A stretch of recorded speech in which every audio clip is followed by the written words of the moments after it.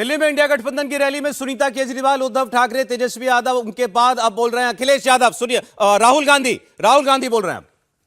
Derek O'Brien जी, कल्पना सोरेन जी, त्रिची सिल्वा जी, सुनीता केजरीवाल जी, देवराजा जी, तिरुटोल जी, खुरुम अनिस ओमर जी,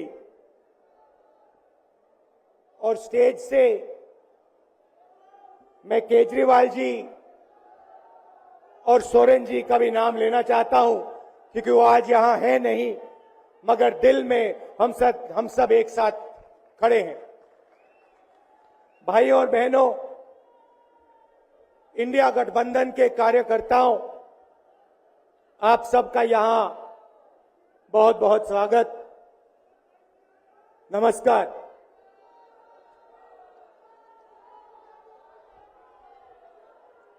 आजकल IPL के match चल रहे हैं, देखते हो आप लोग। मैच फिक्सिंग शब्द सुना है आपने? सुना है? जब बेईमानी से एम्पायर पर दबाव डालकर प्लेयर को खरीदकर कैप्टन को डराकर मैच जीता जाता है। क्रिकेट में उसको मैच फिक्सिंग कहा जाता है।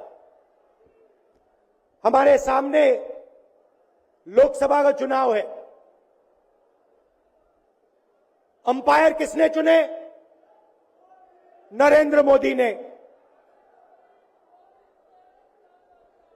हमारी टीम में से मैच शुरू होने से पहले 2 खिलाड़ियों को अरेस्ट करके अंदर कर दिया। तो भाइयों और बहनों, ये जो चुनाव हो रहा है, नरेंद्र मोदी जी इस चुनाव में मैच फिक्सिंग करने की कोशिश कर रहे हैं। ये जो उनका 400 सीट का नारा है, ये बिना ईवीएम के, बिना मैच फिक्सिंग के, बिना सोशल मीडिया और प्रेस पर दबाव डालकर खरीदकर, ये 180 पार नहीं होने जा रहा है। सब मिलाकर आप देखिए, कांग्रेस पार्टी विपक्ष की सबसे बड़ी पार्टी है। हमारे सारे के सारे बैंक अकाउंट बंद कर दिए गए हैं। चुनाव के बीच में देश की सबसे बड़ी ऑपोजिशन की पार्टी के सारे अकाउंट बंद कर दिए। हमें कैंपेन चलाना है, हमें लोगों को प्रदेशों में भेजना है, पोस्टर लगवाने हैं। सारा का सारा जो हमारे रिसोर्सेज हैं, बैंक अकाउंट बंद कर दिए गए। तो ये कैसा चुनाव हो रहा है? नेताओं को धमकाया जाता है, पैसे देकर सरकारों को गिराया जाता है, नेताओं को जेल में डाला जाता है। केजरीवाल जी को, सोरेन जी को, ये पूरी की पूरी मैच फिक्सिंग करने की कोशिश की जा रही है। और ये मैच फिक्सिंग सिर्फ नरेंद्र मोदी नहीं कर रहे हैं। ये मैच फिक्सिंग नरेंद्र मोदी और हिंदुस्तान के 3-4 सबसे बड़े अरबपति मिलकर कर रहे हैं। यह सच्चाई है। और यह मैच फिक्सिंग क्यों हो रही है? भाई और बहनों, इसका सिर्फ एक लक्ष्य है कि हिंदुस्तान का संविधान, जिसने इस देश के गरीब लोगों को भविष्य दिया, सपने देखने का हक दिया, उस संविधान को हिंदुस्तान के गरीब जनता से के हाथ से छीनने के लिए यह मैच फिक्सिंग की जा रही है। और मैं आपको बताना चाहता हूं कि जिस दिन यह संविधान खत्म हो गया, उस दिन यह हिंदुस्तान नहीं बचेगा। इसको पुलिस से, धमकी से नहीं चलाया जा सकता है। यह जो संविधान है, हिंदुस्तान की जनता की आवाज है, हिंदुस्तान के दिल की धड़कन है। इसको जिस दिन खत्म कर दिया गया, उस दिन यहां पे हिंदुस्तान नहीं बचेगा।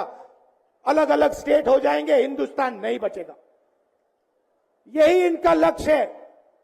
ये सोचते हैं कि संविधान के बिना धमकाकर, डराकर police, CBI, ED, income tax department के साथ देश चलाया जा सकता है।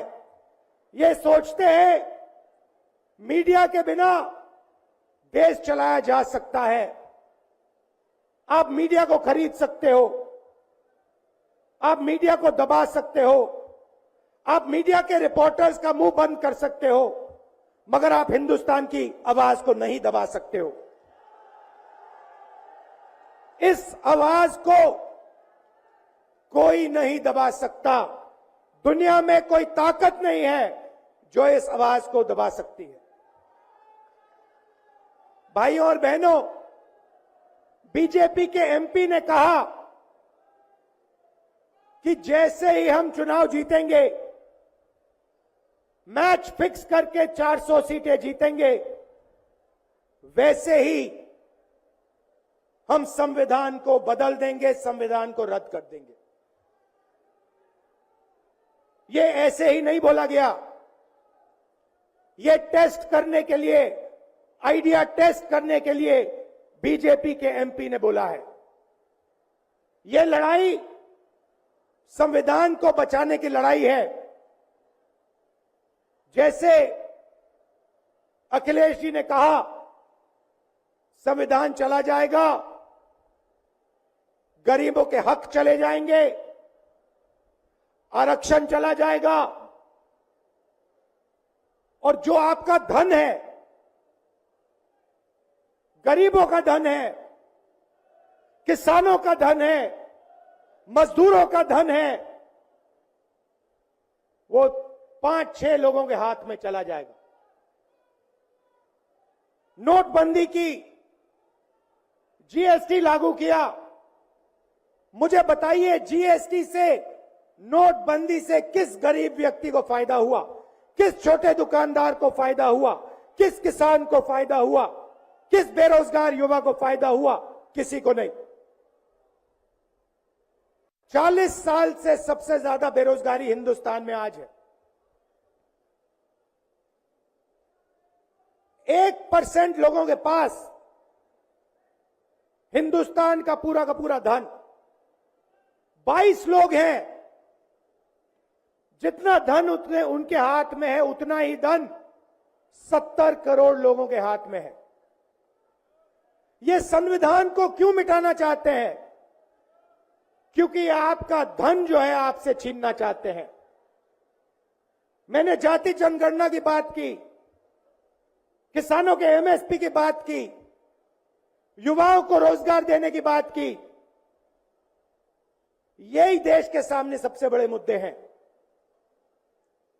मगर एक बात याद रखिए, अगर आप लोगों ने पूरे दम से वोट नहीं दिया, तो इनकी मैच फिक्सिंग कामयाब हो जाएगी। यह आप भूलिए मत। और जिस दिन मैच फिक्सिंग कामयाब हो गई, उस दिन आपका संविधान, हमारा संविधान खत्म हो जाएगा। जिस दिन संविधान खत्म हो गया, उस दिन हिंदुस्तान के दिल पर एक बहुत बड़ी चोट लगेगी। तो ये जो चुनाव है, ये चुनाव कोई मामूली चुनाव नहीं है। ये चुनाव हिंदुस्तान को बचाने का, संविधान को बचाने का, और जो गरीबों का हक है, किसानों का हक है, पिछड़े वर्गों का, दलितों का, आदिवासियों का, गरीब जनरल कास्ट के लोगों का हक है, उसको बचाने का हक है, उसको बचाने का चुनाव है। यह बात आप याद रखिए, क्योंकि अगर यह चुनाव जहां मैच फिक्सिंग की जा रही है, वो पूरे देश को दिख रहा है, बीजेपी के लोग कह रहे हैं। कल मेरे से व्यक्ति मिलने आया, मुझे कहता है मैं ट्रेन से आया, मेरे साथ बीजेपी के कार्यकर्ता बैठे थे, उन्होंने कहा कि कुछ ना कुछ गड़बड़ है। यह सच्चाई है। इलेक्शन कमीशन के लोगों को नरेंद्र मोदी जी ने बैठाया, दो नेताओं को, दो चीफ मिनिस्टरों को जेल में डाला। चुनाव से कुछ ही महीने पहले अगर डालना था तो 6 महीने बाद डाल देते, 6 महीने पहले डाल देते। नहीं, चुनाव से 2-3 महीने पहले 2 चीफ मिनिस्टर को डालना था। आपने हमारे बैंक अकाउंट बंद किए। बैंक अकाउंट बंद करने थे, 6 महीने पहले करते, 1 साल पहले करते, 6 महीने बाद करते, कोई फर्क नहीं पड़ता। आप चाहते हो कि विपक्ष चुनाव ना लड़ पाए, और इसीलिए आपने कांग्रेस पार्टी के बैंक अकाउंट रद्द किए, आपने इलेक्शन कमीशन में अपने लोग बैठाए, आप जुडिशरी पे दबाव डाल रहे हो, क्योंकि आप चाहते हो कि मैच फिक्स हो, संविधान रद्द किया जाए और आप सत्ता में रहो। मगर भाइयों और बहनों, मैं सच बोलता हूं, और मेरी बात आप अच्छी तरह सुन लो। अगर हिंदुस्तान में मैच फिक्सिंग का चुनाव बीजेपी जीते और उसके बाद संविधान को उन्होंने बदला, तो इस पूरे देश में आग लगने जा रही है। जो मैंने कहा याद रखो, ये देश नहीं बचेगा। ये चुनाव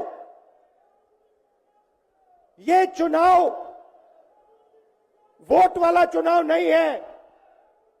ये चुनाव हिंदुस्तान को बचाने वाला चुनाव है, संविधान की रक्षा वाला चुनाव है। धन्यवाद। जय हिंद।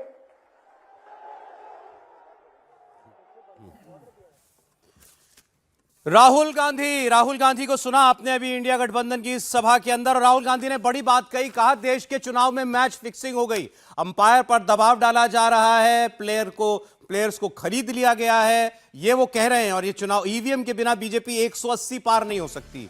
मीडिया को खरीद लिया, मीडिया पर दबाव डाल दिया, सारी संस्थाओं पर कब्जा कर लिया है। लेकिन मैच फिक्सिंग कह रहे हैं वो, कि मैच फिक्सिंग मतलब ये बेईमानी से इलेक्शन लड़ा जा रहा है, बीजेपी बेईमानी कर रही है इलेक्शन के अंदर, ये वो कह रहे हैं। इसका मतलब ये नहीं है। नो, क्या मतलब हुआ? इसका मतलब ये है कि 400 चुनाव, 400 सीटों का पहले ही नरेंद्र मोदी की सरकार ने फिक्स कर रखा है, ईवीएम के सहारे, चुनाव आयुक्तों के सहारे, संस्थाओं के सहारे। मतलब इससे ज्यादा और क्या, मतलब माने ये कौन सी भाषा है? एक राष्ट्रीय पार्टी का अध्यक्ष कांग्रेस का जो पहले हुआ, इतने जिम्मेदार पद जिसने का वहन किया हो, इस प्रकार की भाषा होगी? आपने तो सारे इलेक्शन पर सवाल खड़ा कर नहीं, सारे मीडिया के लोग बिके हुए हैं, सिर्फ गांधी परिवार नहीं बिका हुआ है। मीडिया पर बोल रहे हैं जो बोलना है, लेकिन आपने आज देश के इलेक्शन के ऊपर राहुल गांधी ने सवाल खड़ा कर दिया कि ये जो चुनाव हो रहा है ये फिक्स चुनाव है। वो कह रहे हैं कि अगर ईवीएम से चुनाव ना हो, संस्थाओं पर कब्जा ना हो, तो 180 सीटें नहीं आएंगी भारतीय जनता पार्टी को। मतलब चुनाव का नतीजा पहले से तय है। नहीं। तो भाई एक चीज मैं फिर कहना चाहता हूं, अगर राहुल गांधी को यह बात लगती है कि यह चुनाव फिक्स कर लिया गया है, तो फिर आपको लड़ना ही नहीं चाहिए भाई। नहीं, फिर इलेक्शन काहे को लड़ रहे हैं? आपको फिर यह कहना चाहिए कि हम सारे विपक्षी दल ये चुनाव इसलिए नहीं लड़ रहे हैं क्योंकि बीजेपी ने, नरेंद्र मोदी ने चुनाव को फिक्स कर दिया। फिक्स चुनाव लड़ने का क्या मतलब? और कल को नतीजा जब आएगा, मान लीजिए भाजपा की 400 सीट आ जाती है, तो आप यही कहेंगे ना, नहीं, एक तो इनकी तो 180 आ रही थी, ईवीएम से इन्होंने 400 कर ली, मतलब चोरी करी। जब आपको इतना भरोसा है कि इलेक्शन में चोरी से सीटें आ रही हैं, तो आप फिर क्यों लड़ रहे हैं इलेक्शन? मना कर देना चाहिए इलेक्शन लड़ने से। सौरभ जी, एक टिप्पणी देखिए, ये एक फ्रस्ट्रेटेड नेता का लक्षण है, और फ्रस्ट्रेशन इतना रहा है कि इनको पूरी तरीके से पता है। अब राहुल गांधी ने इस महारैली से इंडिया गठबंधन की हार स्वीकार कर ली है। मेरे पास सेम क्वेश्चन अभी आया था कि it seems Raga is creating, Rahul Gandhi मतलब is creating excuses and reasons in advance for his biggest ever defeat in coming Lok Sabha. हार की भूमिका बना दी। हार की भूमिका ही है ये हार की ही भूमिका है। ये इंडिया गठबंधन के इस महारैली से कांग्रेस पार्टी के युवराज ने ये घोषणा कर दी कि 2024 का चुनाव हम हार रहे हैं, और इसका ठिकरा जो है वो हम ईवीएम पर फोड़ेंगे। हम इसकी ठिकरा जो है वो पहले से ही संवैधानिक संस्थाओं पर फोड़ेंगे। यही इसकी उपसंहार है। तो अब ये कहे फिर राहुल गांधी, ये कहें, कम से कम इतना तो कहें इलेक्शन कमीशन आप से। सोच सकते हैं कि कोई पार्टी का नेता कहे कि देश में आग लग जाएगा। नहीं, उस पर तो मैं आता हूं, अभी पहले चुनाव की बात तो कर लें। कांग्रेस पार्टी को स्टैंड लेना चाहिए कि देश में अगर पोस्टल बैलेट से इलेक्शन नहीं होगा, पोस्टल बैलेट कह रहा हूं मतलब बैलेट पेपर से, तो हम इलेक्शन में नहीं जाएंगे। बांग्लादेश में हुआ भी, राहुल जी मुझे याद दिला रहे थे, एक पार्टी बैठ गई, उन्होंने कहा फिक्स्ड है इलेक्शन, वहां भी खालिदा जिया बैठ गई और वो जो प्रधानमंत्री हैं वो जीत गई, शेख हसीना। अगर इतना ही भरोसा तो आप कहिए कि भाई बैलेट पेपर से इलेक्शन होना चाहिए, वरना नहीं, वरना हम नहीं खेलेंगे मैच। आप फिक्स्ड मैच क्यों खेलेगा? राहुल गांधी तरह तरह की आजकल बातें कर रहे हैं। क्या बात देखिए, वो अभी कुछ दिन कल परसों उन्होंने एक धमकी दी ईडी और सीबीआई के ऑफिसर्स को और एजेंसीज के ऑफिसर्स को कि देखिए, ऐसा नहीं है कि हमेशा बीजेपी पावर में रहेगी, जब हम आएंगे तो हम इस सब का हिसाब करेंगे, और ऐसा हम हिसाब करेंगे कि कोई दोबारा ऐसा ना कर सके। तो देखिए, वो तरह तरह की बात कर रहे हैं। आज तो भी सर ये तो एक वो है टिप्पणी पद की भाई अगर एजेंसियों को आज ये लोग चला ले रहे हैं अपने मन से, तो हम आकर के ऐसा इंतजाम करेंगे कोई दोबारा एजेंसी आरोप जो है कांग्रेस पे भी लगते थे कि वो सीबीआई का गलत इस्तेमाल करती है। बीजेपी ने तो ऐसा कभी नहीं कहा कि हम आएंगे पावर में तो हम सारे ऑफिसर्स को फिक्स कर देंगे। नहीं, अखिलेश यादव ने भी कहा था एक रैली में पुलिस वालों के लिए कहा था। नहीं, पुलिस वालों, मैं ये कह रहा हूँ ये एजेंसीज हैं, सेंट्रल एजेंसीज हैं, और उसके लिए फिक्स। अब देखिए, राहुल गांधी लगता है आज आईपीएल बहुत फॉलो कर रहे हैं आजकल, तो वो सारी क्रिकेट की भाषा में बात कर रहे थे कि एम्पायर भी फिक्स है, यानी इलेक्शन कमीशन भी फिक्स है, ईवीएम का सारा फिक्स है, हमारे 2 प्लेयर जेल में डाल दिए आपने, हमारी टीम के जेल में डाल दिए। तो देखिए, एक बात तो साफ है कि ये कांग्रेस को भी अंदाजा है कि इस चुनावों में बीजेपी जीतने जा रही है। बीजेपी जीतेगी तो आखिर उसका जो ठीकरा है वो राहुल गांधी पे फूटेगा कि बाकी जगह? मैं कह रहा हूं आप एम्पायर पे बोलो, आप ये बोलो कि जेल में डाल दिया, आप बोलो एजेंसियों का दुरुपयोग किया जा रहा है, आपको मीडिया पे बोलना है, आप मीडिया पे बोलो। लेकिन जैसे ही आप ये कह देते हैं कि बिना ईवीएम के इनकी 400 सीटें नहीं आ सकती, इनको 180 सीट आएगी, आपने सारे इलेक्टोरल प्रोसेस के ऊपर एक सवाल खड़ा कर दिया कि देश का चुनाव और दुनिया का सबसे बड़ा चुनाव जो हमारे देश में अब होने जा रहा है, ये चुनाव फिक्स है, इसका नतीजा पहले से तय है। राहुल गांधी भारतीय लोकतंत्र को कलंकित कर रहे हैं, पूरी दुनिया में अपमानित कर रहे हैं। हर्षवर्धन जी, देखिए, राहुल गांधी का व्यवहार किस तरह का हो गया है। परीक्षा देने के लिए वो हॉल में पहुंच गए, पेपर सामने आ गया, तो वो कह रहे हैं कि ये तो पेपर किसी और के हिसाब से सेट कर दिया गया है, अब मैं परीक्षा नहीं दूंगा। आप नहीं देंगे तो मत दीजिए। फिर वो कह रहे हैं कि नहीं, परीक्षा प्रश्न पत्र जो हैं वो जांचने वाले ऐसे हैं कि वो किसी खास लोगों के लिए पेपर जांच देंगे। अब सवाल ये है कि अगर आप लोकतंत्र को इस तरह से अंडरमाइन कर रहे हैं, और ये मतलब व्यवस्था पर प्रश्न नहीं है, देश की जनता जो इस अप्रैल मई की गर्मी में चिलचिलाती धूप में कतार में लगकर वोट देने के लिए अपना सब कुछ छोड़ कर जाएगी, जिसके लिए चुनाव आयोग लगातार मेहनत करता रहा, लगातार कोशिशें करता रहा, 1952 से बाद लगातार हर चुनाव में मत प्रतिशत बढ़ाने की कवायद होती रही। देश की जनता मिलीजुली सरकारों को छोड़कर किसी एक पार्टी की सरकार बनाती है और कहती है कि तुम्हारी जवाबदेही है, 5 साल के बाद तुमसे हम हिसाब मांगेंगे। वो राहुल गांधी को ठीक नहीं लग रहा है। और सच बात यह है कि राहुल गांधी देश के संविधान और देश के लोकतंत्र को कमतर कर रहे हैं। जो कॉन्स्टिट्यूशन में प्रियम्बल में we the people of India है, उस we the people of India को अपमानित कर रहे हैं। और मैं फिर से कह रहा हूं, राहुल गांधी राजनेता है ही नहीं। जिस मीडिया को वो कह रहे थे कि वो दिखाता नहीं, आज राहुल गांधी मुंबई के शिवाजी पार्क रैली के बाद आज दिखे हैं और आज मीडिया उनको दिखा रहा है, हर व्यक्ति को काट रहा है। कमाल की बात है ये। आप कुछ करेंगे नहीं, आप कुछ करना नहीं चाहेंगे, दूसरा कोई क्यों कर दे रहा है, उसको क्यों टीवी पर दिखाया जा रहा है। कमाल की बात है। आप करेंगे नहीं तो लोग आपको देखेंगे नहीं। और कई बार आप ऐसा कर रहे होते हैं कि लोग आपको देखना पसंद नहीं करते। मेरे पास अपने मोबाइल पर 10 मैसेजेस आ गए कि क्या राहुल गांधी ने हार मान ली।